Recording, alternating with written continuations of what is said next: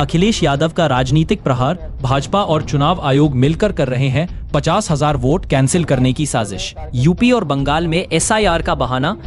दरअसल समाजवादी पार्टी के अध्यक्ष और पूर्व मुख्यमंत्री अखिलेश यादव ने एक बार फिर भाजपा और चुनाव आयोग पर गंभीर आरोप लगाते हुए कहा है कि बिहार विधानसभा चुनाव के बाद उन्हें विभिन्न स्रोतों से पता चला है कि भाजपा सरकार चुनाव आयोग के साथ मिलकर उत्तर प्रदेश और पश्चिम बंगाल में बड़े पैमाने पर चुनावी तैयारी कर रही है।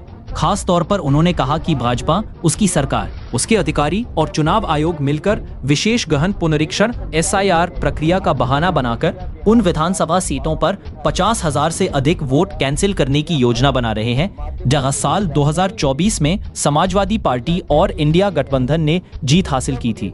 अखिलेश यादव ने साफ किया कि उत्तर प्रदेश में यह योजना पहले ही शुरू हो चुकी है और पश्चिम बंगाल में भी इसकी तैयारी चल रही है, इसलिए उनकी पार्टी पूरी सतर्कता बरत रही है।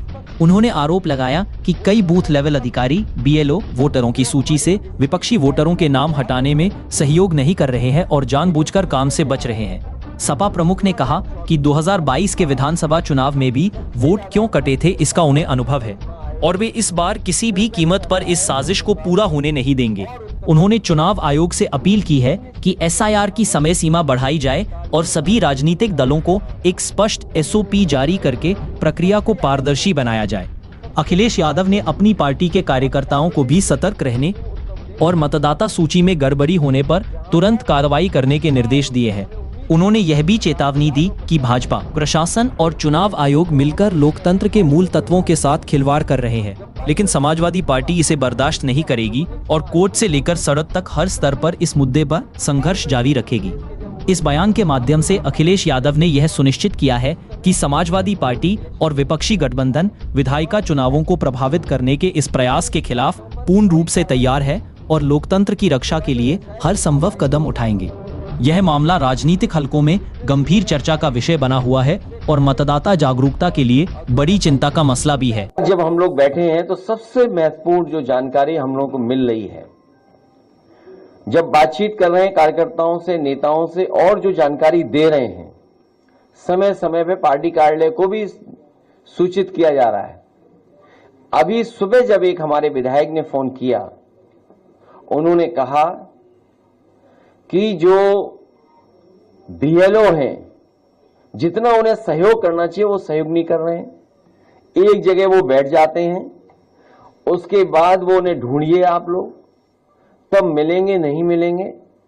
लेकिन सच्चाई ये है, जब बिहार का चुनाव देख लिया, बिहार के बाद जो अखबारों में लिखा गया, सोशल मीडिया पे जो आया या अन्य माध्यमों से जो जानकारी मिली है, वो जानकारी ये मिली है कि उत्तर प्रदेश और वेस्ट बंगाल में बड़ी तैयारी है भारतीय जनता पार्टी की और चुनाव आयोग से मिलकर के है।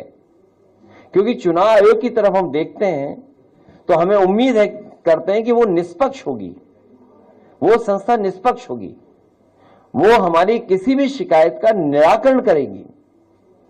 लेकिन सुनने में आ रहा है कि 2024 की हार के बाद सबसे ज्यादा भारतीय जनता पार्टी और चुनाव आयोग फोकस कर रहा है वेस्ट बंगाल पर और उत्तर प्रदेश पर, अन्य स्टेटों पे भी जहां पर बीजेपी की सरकार नहीं है, उदाहरण के लिए तमिलनाडु जहां चुनाव आने वाला है।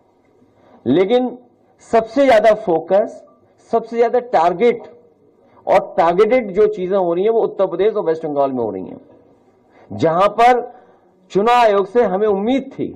अगर आपको याद हो पत्रकार साथियों, कोई चीज ऐसी नहीं जो हम लोग कह रहे हो आउट ऑफ वे जाके कह रहे हो। जब बाई इलेक्शन हुआ तो हम लोगों ने चुनाव आयोग का रोल देखा है। बाई इलेक्शन उत्तर प्रदेश के जब हुए, रामपुर का पार्लियामेंट इलेक्शन हुआ, उस समय हम लोगों ने रोल इलेक्शन कमीशन का देखा है। तमाम शिकायतें की गईं, लेकिन उन शिकायतों पर कोई कार्रवाई नहीं हुई। उसके बाद जब एसआईआर की बात आई तो उस समय हम लोगों ने वो सूची दी थी जिसमें 2022 में से पहले जिनका वोट था और 2022 में वोट नहीं डाल पाए थे, ऐसे बड़े पैमाने पर मतदाता जिनका नाम इधर उधर करके डिलीट कर दिया था जानबूझ करके, और जिसके कारण समाजवादी सरकार नहीं बन पाई 2022 में। हम लोगों ने आरोप लगाया था और एफिडेविट भी दिए थे इलेक्शन कमीशन पे। उस समय आपको याद होगा कई जिलाधिकारियों ने कुछ बातें कहीं, लेकिन जब पलट करके हम लोगों ने उनसे वो बातें तर्क रखे तो उनके पास भी कोई जवाब नहीं था। इसलिए जो तैयारी है, सबसे महत्वपूर्ण बात यह है कि भारतीय जनता पार्टी, उनकी सरकार, उनके अधिकारी और चुनाव आयोग मिलकर के ये तैयारी कर रहे हैं कि 2024 में जिन विधानसभाओं में समाजवादी पार्टी जीती है, इंडिया गठबंधन जीता है, उन विधानसभाओं में 50,000 से ज्यादा वोट काट दिया जाए एसआईआर के बहाने। यही यूपी में हो रहा है, यही वेस्ट बंगाल में तैयारी चल रही है। तो इसलिए हम लोग सावधान हैं। हम पॉलिटिकल लेवल पर, अपनी पार्टी के स्तर पर सभी कार्यकर्ताओं को आपके माध्यम से, अपने संगठन के लोगों को आपके माध्यम से ये अपील भी करते हैं कि पूरी जिम्मेदारी के साथ ये अपनी वोटर लिस्ट ठीक करें। जो वोट है, जो बनना चाहिए वो बनवाएं, बीएलओ से मिलकर के करें, और जहां कहीं नाकामी या जिस तरह की शिकायत मिले वो पार्टी कार्यालय तक जरूर पहुंचें। इधर जो शिकायतें मिली हैं, हम बड़े पैमाने पर शिकायतें हैं, मैं श्रीवास्तव जी जो ऑफिस में देख रहे हैं, मैं उनसे कहूंगा कि वो जरूर ब्रीफ करें। उससे पहले कोई एक अधिकारी है एसडीएम, उनकी रिकॉर्डिंग भी हमारे पास, कोई है रिकॉर्डिंग एसडीएम साहब वाली? एक एसडीएम साहब की रिकॉर्डिंग है, देखिए क्या कह रहे हैं, मतलब किस लेवल पे तैयारी है कन्नौज में। कन्नौज तो वो रहा है ना, हमारी राजधानी, देश की राजधानी रही है कन्नौज। सम्राट हर्षवर्धन महादानी, जिन्होंने कुंभ को आयोजन का शुरू किया था, तो जो सम्राट हर्षवर्धन की प्रतिमा हटा सकते हैं कुंभ स्थल से, वो बोट क्यों नहीं हटाएंगे? वो बोट हटाने में लगे हुए हैं, और कन्नौज भी टारगेट में आ गया है।